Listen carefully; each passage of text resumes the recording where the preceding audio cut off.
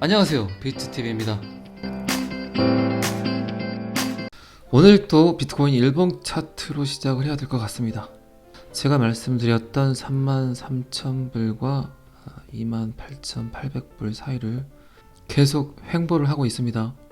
이평선을 보게 되면 7일선 바로 밑에 이렇게 또 전선 위에 참새마냥 이렇게 매달리고 있습니다. 어제 좀 반등이 나오는가 싶더니 별다른 이벤트가 없어서 그냥 꾸준하게 횡보만 하는 것 같아요. 지금 가격은 29,000불. 그런데 제가 아까 뉴스를 보니까 엘살바도르에서 또 BTC를 매수를 했고, 그리고 캐나다 ETF 승인하는 곳이 있죠. 거기서 요번 하락에 6,900개 비트코인을 또 매수를 했다고 합니다. 제가 이야기 드렸죠. 기관에서 매수를 할 거라고 입을 떡 벌리고 있습니다. 자, 그러면 왜 33K와 28K가 강한 지지 라인인가? 왜 28K가 빠지면 만불까지 갈 수 있는가? 지금 이 하얀 선이 33K 라인이거든요. 근데 지금 매물대가 하나, 둘, 셋, 넷, 지금 여기서 5개가 매물대가 걸려 있죠. 이게 이제 지지 라인이라는 겁니다. 여기서 매도 매수를 많이 했다. 누군가는 던졌지만 또 누군가는 매수를 했다. 그러면 이 지점에 있는 사람들이 많겠죠. 기관이든 아니면 뭐 개인이든. 그리고 이제 28K 같은 경우는 28,800불 같은 경우는 여기 지금 하나, 둘, 셋, 넷, 다섯, 6개의 또 매물대가 보이죠. 그렇기 때문에 또 여기서 강력한 지지라인이다. 여기에서 매수를 한 기관이나 개인들은 좀처럼 던지지 않는다. 그런데 이제 28K가 깨지면 별다른 지지라인이 없다는 거예요. 복불복이죠. 복불복. 여기까지는 그냥 뻥 뚫려 있기 때문에 여기 하나 살짝 걸쳐 있지만 요 정도 갖고는 지지라인을 형성하기가 힘듭니다. 그러면 28,800불이 깨지면 뭐 26K까지 갔었지만 어느 지점에서 반등이 나올지는 이거는 정말 미궁이라는 거죠. 미궁. 그렇기 때문에 지금 이 자리 29,000불, 28,800불, 28,000불 이 자리가 굉장히 중요합니다. 또 한 번에 휩쏘가 와서 수많은 개미들을 던지게 할 수도 있죠. 27,000불 정도만 와도 던져버릴 수도 있겠죠. 개미들은 1개, 2개, 뭐 5개, 10개 산 개미들은 던질 수 있겠죠. 그런데 뭐 2,000개, 3,000개, 200개, 300개 갖고 있는 이 사람들이 쉽게 던지기는 힘들죠. 어쨌든 이번 하락에 다시 한번 엘살바도르와 그리고 캐나다 ETF에서 BTC를 매수를 했다. 기관들이 다 먹게 돼 있습니다. 개인들이 이제 비트코인 하나를 갖고 가기가 굉장히 힘든 차트들이 계속 보여줄 거예요. 지금 RSI 지표는 거의 25 정도 되는 것 같아요. 그러면 지금도 매수 타임이긴 하지만 지금 루나 사태 때문에 굉장히 힘들죠. 루나. 자넷 앨런이 본인이 변명을 하는 듯 하더라고요. 마치 루나 사태가 일어날 수 있는 일이었다고 이야기를 하는데, 이거는 저는 분명히 루나를 죽이려 하는 그들의 공작이 아닌가 싶습니다. 자넷 앨런을 보니까 아주 그냥 볼딱지에 심술보가 덕지덕지 붙어서 본인이 거의 뭐 배후 조종자? 후방에서 압력을 줬고, 그리고 기관이 하나 낀 것 같아요. 어제 제가 살짝 이야기 드렸지만 블랙록. 정말 이 회사 음모론의 원상의 원상. 수많은 정말 돈에 관련된 모든 음모론은 이 블랙록에서 항상 나오는 것 같아요. 그런데 제가 살짝 놀란 건 뭐냐, 루나가 분명히 창업자가 우리나라 사람이에요. 그런데 어제 오늘 제가 우리나라 뉴스를 보니까 너무 권도영 대표를 무슨 사기꾼 취급을 하더라고요. 굉장히 수재거든요. 천재고. 얘가 그래도 우리나라 암호화폐 자존심이었어요. 시총 10위 안에까지 올라오게 한 유일한 개발자인데 저 같으면 그럴 것 같아요. 충분히 어떤 일을 했었고 어떤 공부를 했었다. 마이크로소프트와 애플의 소프트웨어 개발자였어요. 제가 말씀드렸지만.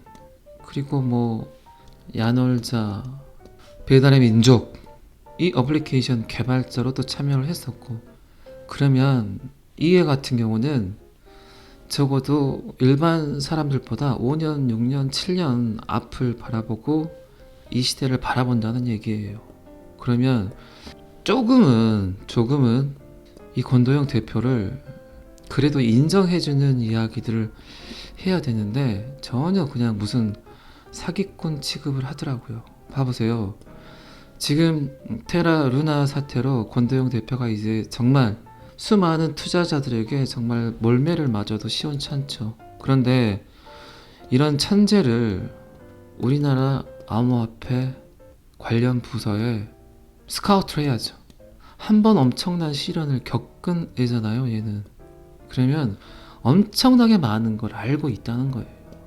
그런데 그냥 무슨 사기꾼 취급을 해버리고, 이거는 제가 루나를 사지 않았기 때문에 정말 이렇게 이야기할 수도 있어요. 근데 수많은 루나 투자자들이 정말 이게 좀 안타까울 뿐이에요. 안타까워요, 정말로.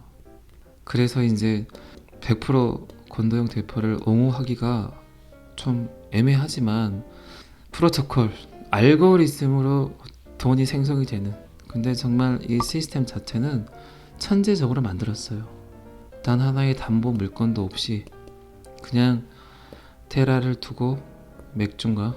테라를 두고 그 변동성을 맞추기 위해서 그냥 알고리즘으로, 프로토콜로 루나라는 코인을 개발을 해서 얘가 보충하게 만들었잖아요. 야, 이거 이런 시스템을 만든다는 그 자체가 천재잖아요, 천재. 어제도 제가 잠깐 말씀드렸지만 지금 구금융과 블록체인 금융이 이제 공존하기 위해서 노력들을 하는 그 과정 중이에요, 과정. 그 과정 중에 가장 얄미운, 그 과정 중에 가장 누워서 떡을 먹고 있는 코인이 바로 루나라는 거죠. 어쨌든 권도영 대표를 그래도 우리나라 사람이고 공부도 많이 했고 천재 수준이에요. 거의 천재. 프로그램 개발로는.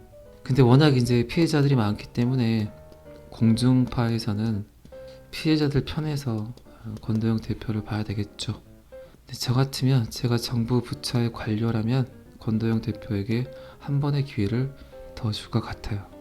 진짜 정상적인 코인, 진짜 괜찮은 코인을 한번 만들어 봐라. 아니면 지금 우리나라도 부처를 따로 만들어서 암호화폐를 들여다보겠다고 했잖아요. 그러면 이런 애를 갖다 놔야지, 여기다가. 그러면 얘가 모든 걸 컨트롤 할 수 있겠죠. 또 차트 보다가 또 3000% 빠진 것 같습니다. 어쨌든 지금은 진입 지점이 아닙니다. 진입 지점이 전혀 아니에요. 계속 횡보를 한다면 하락할 위험이 굉장히 큽니다. 여러분들이 진입할 수 있는 진입점은 이평선 21선을 통과를 하게 되면, 21선을 통과하게 되면 그때 안전하게 진입하는 게 오히려 지금은 훨씬 현명하세요. 21선이면 지금 2선인데 요렇게 좀 더 흐르겠죠. 그러면 거의 33,000불 33K 정도에서 상승하는 거 완전히 보고 그때 진입하시는 게 훨씬 현명하세요. 지금은 진입하시면 안 됩니다. 다시 한번 말씀드리지만 21선을 통과를 하고 그 이후에 안전한 지대가 왔을 때, 그때 평단을 낮추시든 아니면은 단타 시드를 넣으시든 하시는 게 좋을 것 같아요. 자, 비트코인이 어떻게 그 방향성을 잡을지 참 저도 궁금합니다. 분명히. 근데 지금 자리에서 반등이 나와야 되는 건 진리입니다, 진리. 어제도 피보나치 되돌림 0.618짜리 체크해 드렸죠. 띡띡띡. 한라산, 백두산, 그리고 세 번째는 에베레스트까지 가야 되겠죠. 자, 차트는 여기까지만 보겠습니다. 이 정말 꼰대 워런 버핏. 제가 얼마 전에 워런 버핏 영상을 한번 올리면서 제가 워런 버핏 영상을 3개 정도 올렸어요 지금. 근데 오늘 그 3개를 총망라해서 또 한번 워런 버핏을 파헤쳐 봐야 될 것 같아요. 이 진짜 놓친데 그만 좀 언론에 나왔으면 좋겠는데, 있는 돈 그냥 좀 기부 좀 하고 조용히 좀 살았으면 좋겠는데 아직도 투자를 하고, 또 그의 이해관계 속에서 본인이 뭘 투자했다 이런 말들 많이 하시죠. 그래도 나이가 드신 분이기 때문에 제가 함부로 말을 하면 안 되겠죠. 5월 1일 기사에 분명히 워런 버핏은 비트코인이 25달러가 와도 사지 않겠다, 그냥 허접딱이다, 아무것도 아니다, 전혀 가치가 없다고 이야기를 했습니다. 그런데 어제 기사인데 이 워런 버핏이 투자한 이 누뱅크라는 곳이 있어요. 세계 최대 디지털 뱅킹 플랫폼. 고객이 무려 5,400만 명. 그런데 여기에 워런 버핏이 투자를 했습니다. 브라질 은행이고, 그리고 라틴 아메리카에서 가장 큰 핀테크 기업이에요. 그러니까 뭐 투자를 했겠죠, 워런 버핏은. 그런데 이 누뱅크에서 드디어 암호화 거래를 시작을 했습니다. 이 꼰대 도대체 어떻게 해야 될까요? 아무 생각 없이 워런 버핏이 누뱅크에 투자를 했을까요? 돈을 지원을 해줬을까요? 그냥 현금을 쏴줬을까요? 그렇게 비트코인 암호화폐를 까던 이 워런 버핏이 아무 생각 없이 누뱅크에 투자를 했을까요? 참 아이러니해요. 어떻게 이걸 이해를 해야 될까? 그런데 제가 이 다음 데이터에 이야기를 또 해드릴 건데, 누뱅크는 오래전부터 리플과 누뱅크는 파트너십이에요. 정말 이 누뱅크는 리플 사랑이 대단한 회사입니다. 정말 대단한 회사라고 여러 번 보도를 했던 이 누뱅크예요. 그건 뭐 당연하죠. 전 세계 최대 디지털 뱅킹 플랫폼이 리플 XRP를 사용하지 않는다는 건 말도 안 되는 일이니까. 제가 리플의 행보를 보다 보면 어떤 생각이 드냐, CBDC도 마찬가지예요. 리플이 그리고 브라질 당국과 CBDC도 지금 조인이 돼서 연구 중이에요. 리플 같은 경우는 CBDC 관련해서 브라질뿐만 아니라 영국, 캐나다, 그리고 중동 다 관련이 되어 있죠. 자, 그러면 디지털 화폐 CBDC, 각국의 CBDC를 다 리플로 할까요? 그게 아니라니까요. 제가 디지털 안에서 거래되는 모든 이 통화의 수단, 그게 뭐 카카오페이든, 그리고 달러의 CBDC든, 엔화의 CBDC든, 유로화의 CBDC든, 루블이든 다 디지털 통화죠. 디지털 안에서 거래가 되는 것들이니까 종이 화폐가 아니라, 심지어 백화점 상품권도 이제 뭐 디지털 안에서 거래되는 걸로만 만들어진다면 이것도 디지털 안에서 거래되는 디지털 화폐죠. 지금 XRP 리플이 전 세계 수많은 곳에서 그들의 기술력을 베이직으로 깔아놓는 건 결국 디지털 안에서 거래되는 모든 걸 XRP로 활용을 하겠다는 거예요. 그러니까 이 밑에 CBDC, 미국 CBDC 뭐 다 디지털 안에서 거래되는 뭐 모든 화폐들의 가장 처음과 가장 끝이 XRP가 있다는 거죠. 결국 XRP를 통해서 체인지가 된다는 거예요. 얘를 기준으로 잡아서 달러의 CBDC를 엔화의 CBDC로 교체할 수 있겠죠. 그런데 얘를 통해서 교체를 해야만 훨씬 더 빠르고, 이 안에서 그 모든 에스크로를 처리를 해준다니까요. 굳이 스위프트를 거치지 않아도 얼마 만에? 2초에서 3초 만에, 이틀, 3일, 일주일 걸리는 외환 업무를 그냥 이 안에서 째깍째깍 따박따박, 수수료는 말도 안 되는 0.00006인가? 이 정도 되죠. 0.000006 XRP인가? 될 거예요 아마. 지금 외환 거래는 거의 10%, 15%, 20% 이렇잖아요, 환율에 따라서. 근데 그 일을 얘가 다 해주는 거예요, XRP가.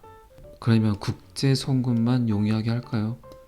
뭐 국내 거래도 마찬가지죠. 이제 디지털 통화, 디지털 안에서 거래되는 것들은 이게 국내든 국제든 따로 이거를 띄워놓고 설명하기가 애매해졌어요. 전 세계는 하나로 뭉쳐져 있기 때문에 제가 NFT도 이야기를 드렸죠. 정말 인스타그램이나 유튜브 같은 경우는 초당, 분당 얼마나 많은 것들이 업로드가 됩니까? 제가 정확히 어느 정도 업로드 되는지를 모르겠어요.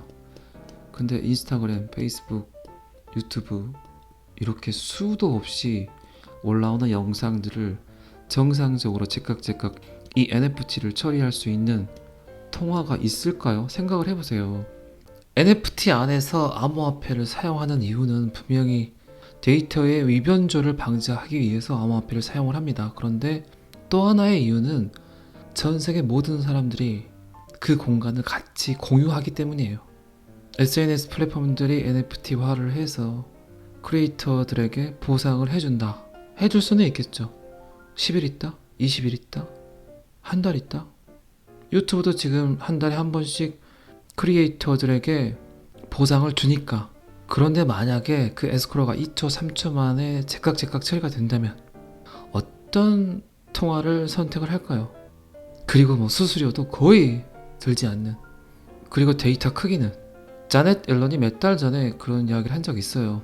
코로나 때문에 전 세계 온라인 판매가, 온라인 시장이 너무 커졌다. 너무 방대해졌다.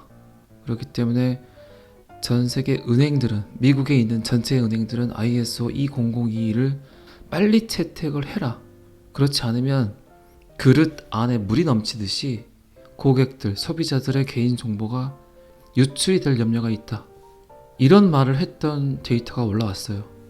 그때도 제가 분명히 이제 영상에서 이야기를 했는데 2017년부터 이미 리플은 ISO 20022를 채택을 해서 그 확장성, 그 속도를 이미 준비를 하고 있어요. 코로나가 창궐하기 전부터 이미 준비를 하고 있었던 거예요. 그런데 생각을 해보세요. NFT를 해서 전 세계에 있는 이 모든 크리에이터들에게 인스타그램이, 유튜브가, 페이스북이, 트위터가 이걸 처리할 수 있는 암호화폐가 뭐가 있냐는 거죠. 인스타그램이, 그리고 유튜브가, 그리고 트위터가, 페이스북이 이 실시간으로 업로드되는 이 모든 참여자들에게 보상을 해준다고 생각을 해보세요.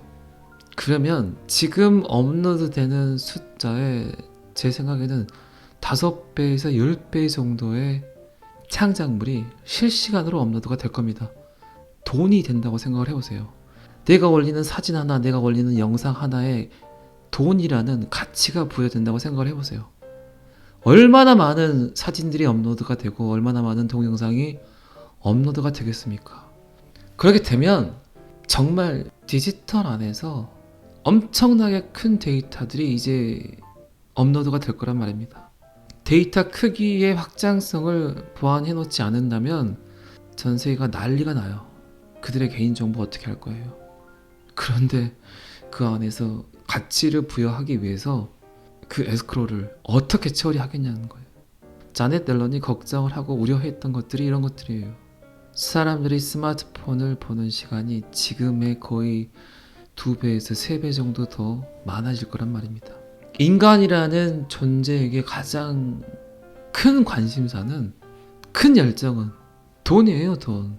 누가 얼마 벌었다, 좋아요가 몇 개구나, 내가 올린 건 얼마지, 이런 가치가 부여되는데 내가 하루 종일 스마트폰을 2시간 봤다면 이제 4시간 보게 되고 6시간 보게 된다니까요. 이게 이제 현실로 다가오고 있어요. 그런데 XRP는 이미 2017년부터 이걸 준비하고 있었잖아요. ISO 20022. 그래서 자꾸 리플 관련 뉴스 보면 ISO 20022 이런 것들이 뜨는 거예요. 자넷 앨런이 미국 전역에 있는 은행이 빨리 채택하라고 했던 이 모든 시나리오가 결국 하나의 코인으로 모이고 있잖아요. 전 세계를 아우르는 단 하나의 코인. 그렇게 많은 암호화폐가 필요하지 않다니까요. 인류와 공존하기 위해선. 그런데 굉장히 또 큰 특징이 하나 있죠, XRP가. 그런데 얘가 또 중앙 집권적이야. 돈을 잘못 보내면 또 처리를 할 수 있어. 그리고 굉장히 체계적이야. 그리고 가장 큰 건 뭐냐? 크리에이터들이 암호화폐로 돈을 받고 NFT로 처리를 해서 암호화폐로 돈을 받고 결제를 받는데 세금은 어떻게 거둘 거예요? 탈중앙화 코인인데 누가 어느 정도의 양을 갖고 간지 모르는데 세금은 어떻게 할 거냐고요.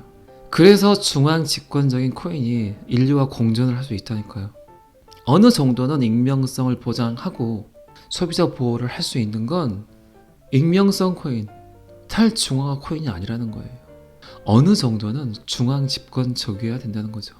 결국 자넷 옐런이 스테이블 코인은 안 된다. 암호화폐를 받아들이기엔 시간이 걸릴 거다. 그리고 분명히 규제가 필요하다. 이 말은 결국 뭐냐? 세금을 거둘 근원을 제대로 계산하기가 힘들다는 거예요. 그래서 리플의 기술력이 대단하다는 겁니다. 그런데 이제 워런 버핏은 비트코인이 정말 싫다. 이 말이 진짜인지 거짓말인지 몰라요. 아주 그냥 워낙 영특하고 정말 기회주의에 따르는 이해 충돌이 가장 높은 사람이에요. 그가 말하는 99%의 멘트는 다 본인의 이득을 위해서 말을 하는 사람이에요. 지금 사지 않으면 후회할 주식 뭐 이런 것들 있잖아요. 가장 그런 말 많이 하잖아요. 그런데 이분이 누뱅크에 투자를 했는데 누뱅크가 드디어 암호화 거래를 시작을 했어요. 이게 참 아이러니하다는 겁니다. 시장에 나오는 매일매일 나오는 데이터들은 수없이 많아요. 근데 이런 데이터들을 어떤 관점으로 바라봐야 되느냐, 이게 참 어려운 일이라는 거죠. 저도 이제 유튜브를 하고 있지만 어쨌든 제가 해드릴 수 있는 일은 이거겠죠. 근데 제 판단이 100% 맞을 수도 없어요. 또 100% 틀리지도 않겠죠. 판단은 어쨌든 여러분들이 하시는 거고, 제가 여러분들을 설득해야 되는 이유는 1도 없어요. 그리고 여러분들이 제 말을 이해하지 못하셔도 상관없어요. 저하고 아무 관계없어요. 하지만 그 누군가는 이해를 하고 신념을 갖고 확신을 갖는다는 거죠. 판단은 본인이 하시는 거예요. 자, 그러면 요거는 여기까지 보시고 누뱅크와 워런 버핏 그리고 리플과의 관계가 나온 데이터가 있으니까 그거 잠깐 봐보도록 하겠습니다. 이게 지금 작년 10월 26일 날 나온 기사예요. 워런 버핏은 리플의 파트너 누뱅크를 지원하고 있다. 그런데 리플은 SEC와 소송 중이다. 그러면 딴 걸 떠나서 지금도 마찬가지지만 이때도 XRP는 미 정부 기관 증권거래위원회, 그것도 이 기관과 소송 중에 있는 회사예요. 맞죠? 그런데 미 정부 기관과 소송 중에 있는 회사에 여러분들 같으면 투자하실 것 같으세요? 안 하실 것 같으세요? 그렇게 안전빵을 좋아하는, 안전자산에 투자하라는 워런 버핏은 투자를 합니다. 항상 위기는 많은 사람들이 뭘로 봅니까? 기회로 본다니까요. 결국 돈의 흐름, 돈의 트렌드, 돈이 어떻게 바뀌고 돈을 어떻게 쓰이냐에 따라서 그 안에 모든 기회가 있는 것 같아요. 세계 최대 디지털 뱅킹 플랫폼이에요, 누뱅크는. 그러면 워런 버핏은 돈에 투자를 한 거죠. 이제 세상은 디지털 안의 거래로 모든 게 변할 거다. 방금 전에도 말씀드렸지만 워런 버핏이 미 정부 기관과 소송 중에 있는 회사와 파트너십 관계에 있는 이 회사에 왜 투자를 했겠냐고요. 자, 제가 이제 더 설명을 하게 되면 자꾸 XRP 사라고 꼬시는 것 같으니까 그만하고요. 즐거운 주말 마무리 잘 하시기 바랍니다. 저는 항상 여러분들의 성공 투자를 기원합니다. 오늘은 여기까지 하겠습니다. 구독과 좋아요는 항상 저를 너무너무 힘나게 합니다. 감사합니다. 비트TV였습니다.